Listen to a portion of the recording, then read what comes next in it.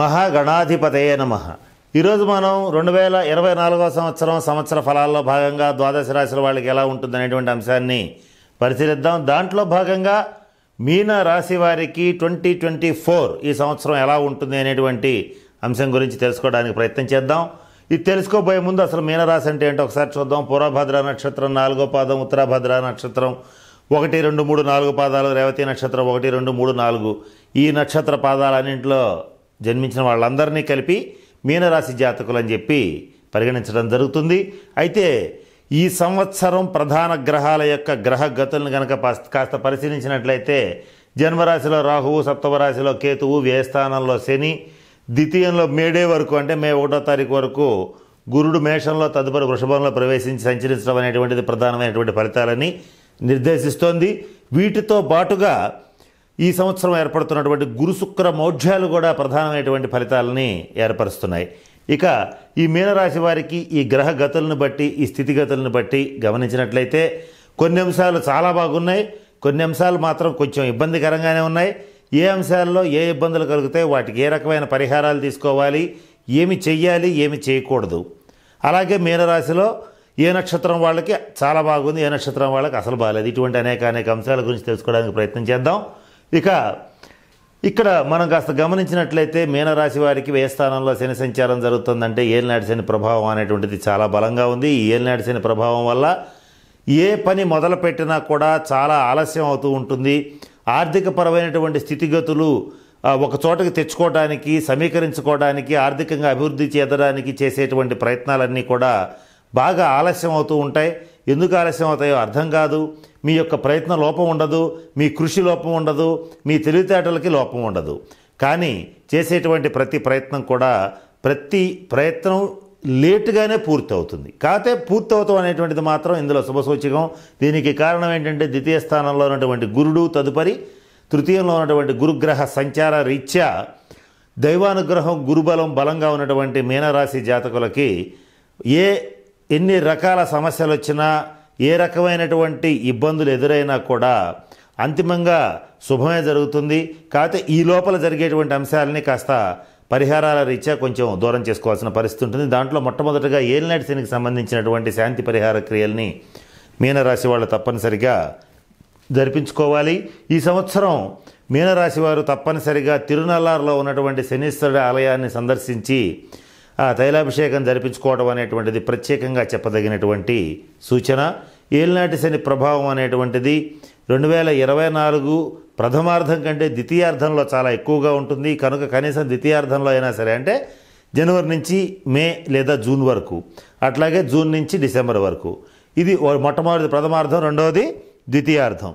ఈ సమయంలో మరి ముఖ్యంగా ద్వితీయార్థంలో తప్పనిసరిగా ఈ మీనరాశి వాళ్ళు ఈ శనికి సంబంధించినటువంటి తిరునల్లారు దేవస్థానాన్ని సందర్శించి శనీశ్వరుడికి సంబంధించిన శాంతి పరిహార క్రియలు జరిపించుకున్నట్లయితే ఆ ఇబ్బందుల నుంచి పరిపూర్తిగా బయటపడగలుగుతారు. ఇక రెండవ విషయం ఏంటంటే జన్మరాశిలో రాహువు, సప్తమ రాశిలో కేతువు సంచరించడం వల్ల కొంతకాలం పాటు జీవిత భాగస్వామి యొక్క అనారోగ్యం కొంత ఇబ్బంది పెడుతుంది. అలాగే మీ యొక్క అనారోగ్యం కూడా బాగా ఇబ్బందులు పెట్టేటువంటి పరిస్థితులు కూడా గోచరిస్తున్నాయి.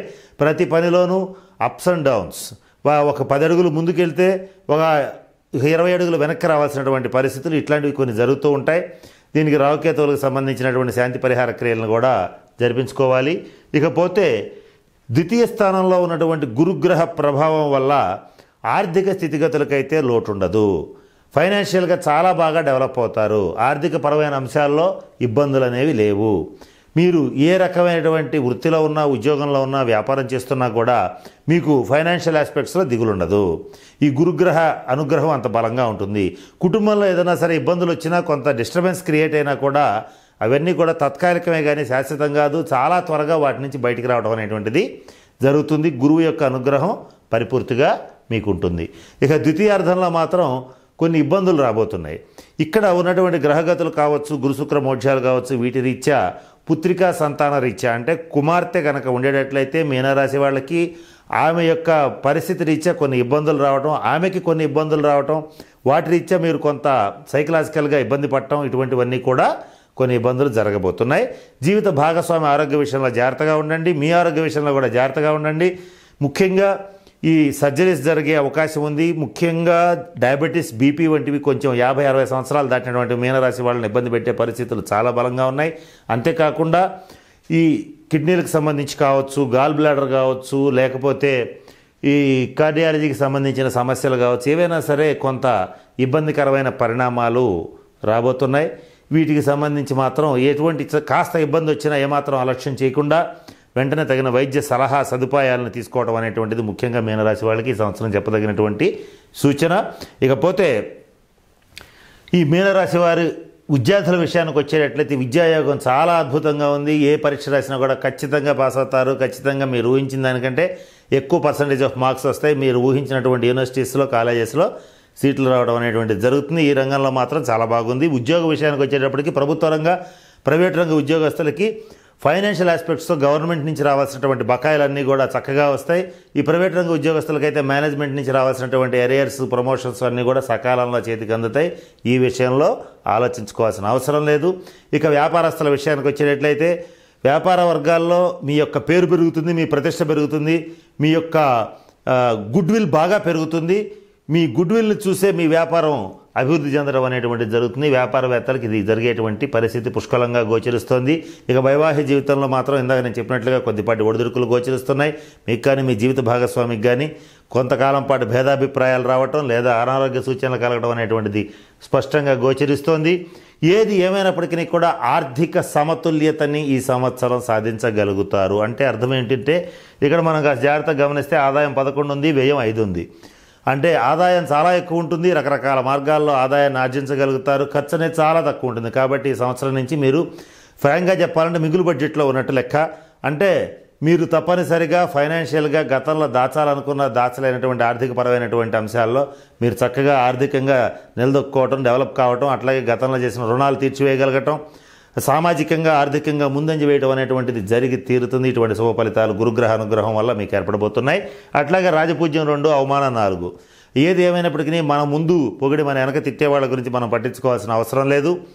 అయినప్పటికీ కూడా మీకు దైవబలం, గురుబలం పుష్కలంగా ఉంది. మీకెవరు కూడా మిమ్మల్ని చాటుగా విమర్శించుకోవచ్చేమో కానీ మీకెవరు ప్రత్యక్షంగా కానీ పరోక్షంగా కానీ అపకారం చేయటం అనేటువంటిది అసాధ్యం.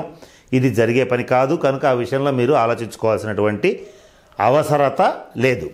ఇకపోతే మనం కాస్త జాగ్రత్తగా గమనించినట్లయితే సంతాన విషయంగా కొన్ని ఇబ్బందులు ఉన్నాయన్నాం. ముఖ్యంగా స్త్రీ సంతానం విషయంలో కొన్ని జాగ్రత్తలు పాటించండి. అవసరమైతే మీకున్నటువంటి స్త్రీ సంతానం ఎవరైనా కనుక ఉండేటట్లయితే మీనరాశి వాళ్ళకి, స్త్రీలు కావచ్చు, పురుషులు కావచ్చు, ఎవరైనా సరే వాళ్ళకి స్త్రీ సంతానం ఉంటే వాళ్ళ వ్యక్తిగత జాతకాన్ని పరిశీలింప చేసుకుని తగిన శాంతి పరిహార క్రియలు జరిపించుకోవాలి.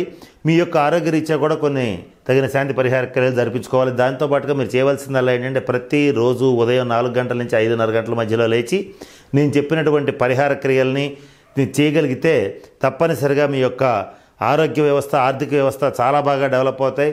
ఎక్కడైనా సరే ఆరోగ్యం కావాలంటే సూర్యుడిని ఆరాధించాలి. ఆరోగ్యం భాస్కరాదిచ్చేది అంటారు. నమస్కార ప్రియో భాస్కర, అలంకార ప్రియో విష్ణు, అభిషేక ప్రియో శివ అంటారు. ఇది మన మహర్షుల యొక్క ఉవాచ.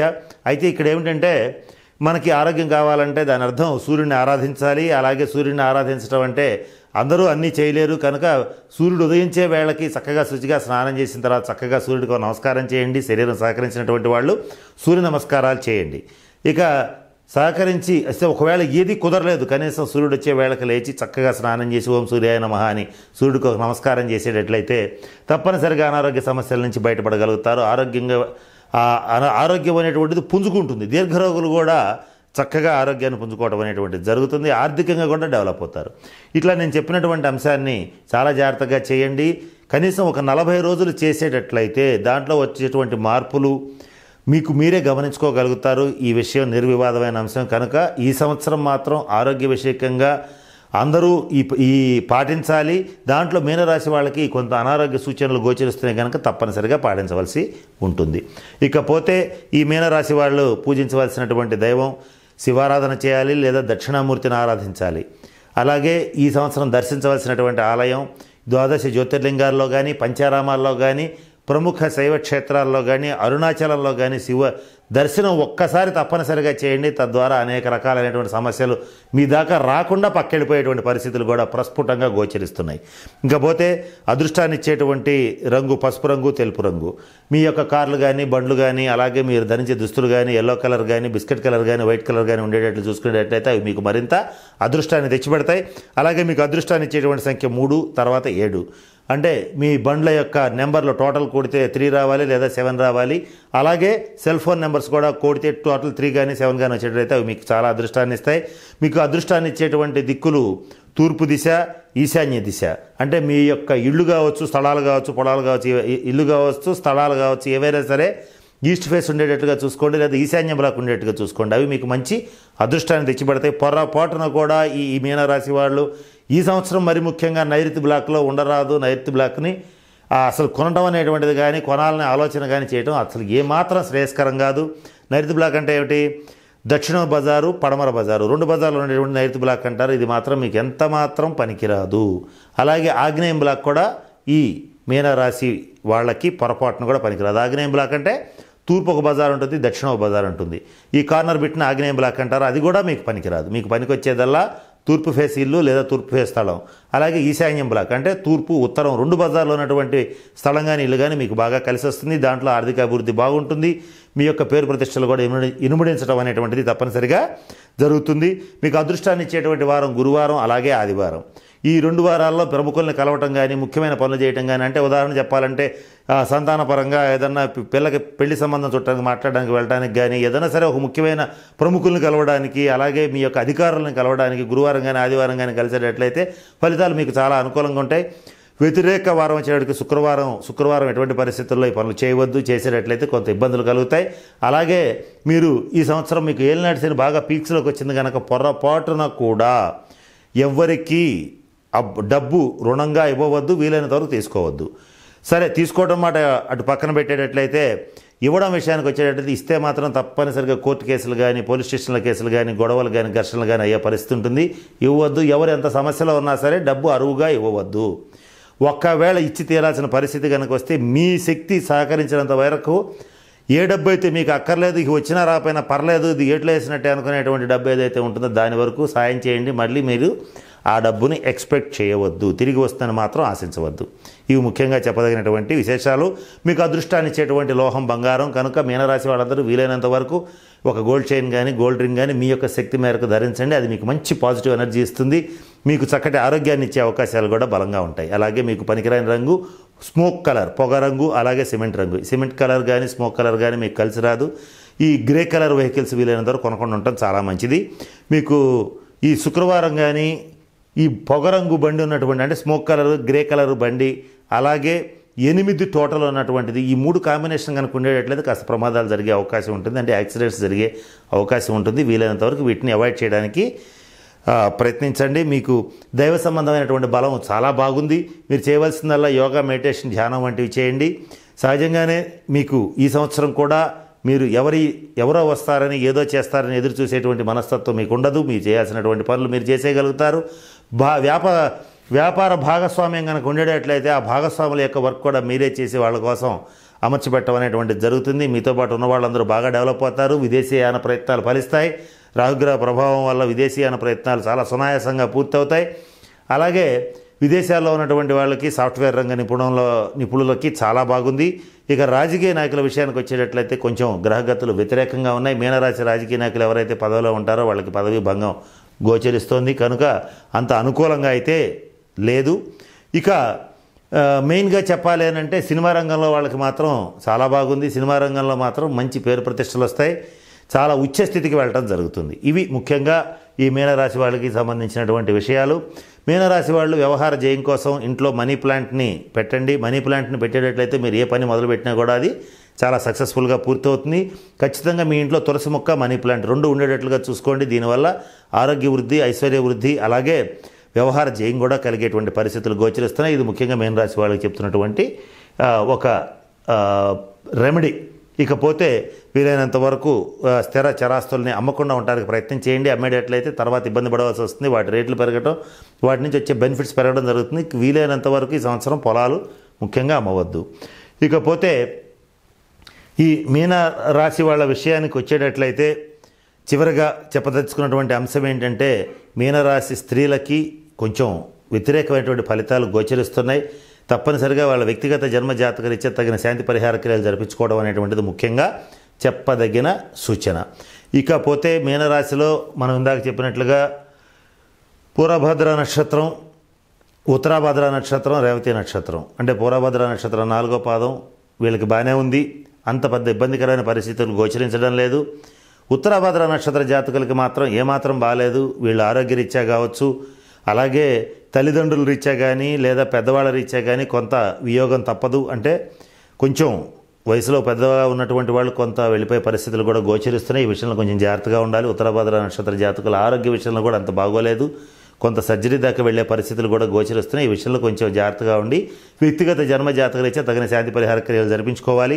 ఇక రేవతి నక్షత్రం వాళ్ళ విషయానికి వచ్చేటట్లయితే వీళ్ళకి సమాజంలోనూ ఇంట్లోనూ మంచి గౌరవ మర్యాదలు పెరుగుతాయి, ఆర్థిక అభివృద్ధి బాగుంది, ఇటువంటి మంచి శుభఫలితాలు ఏర్పడుతున్నాయి. ఇక ఓవరాల్గా కొన్ని విషయాలు చాలా బాగున్నాయి, కొన్ని విషయాలు ఇబ్బందికరంగా ఉన్నాయి కనుక నేను చెప్పినటువంటి పరిహారాలు చేసి మీనరాశి వాళ్ళందరూ కూడా చక్కగా అష్టైశ్వర్యాలతో భోగభాగ్యాలతో ఉంటారని మనస్ఫూర్తిగా పరమేశ్వరుని ప్రార్థిస్తూ సెలవు తీసుకుంటున్నాను. స్వస్తి. ఈ వీడియో కానీ మీకు నచ్చినట్లయితే లైక్, కామెంట్, షేర్ చేయండి. మరిన్ని అప్డేట్స్ కోసం సబ్స్క్రైబ్ చేయండి.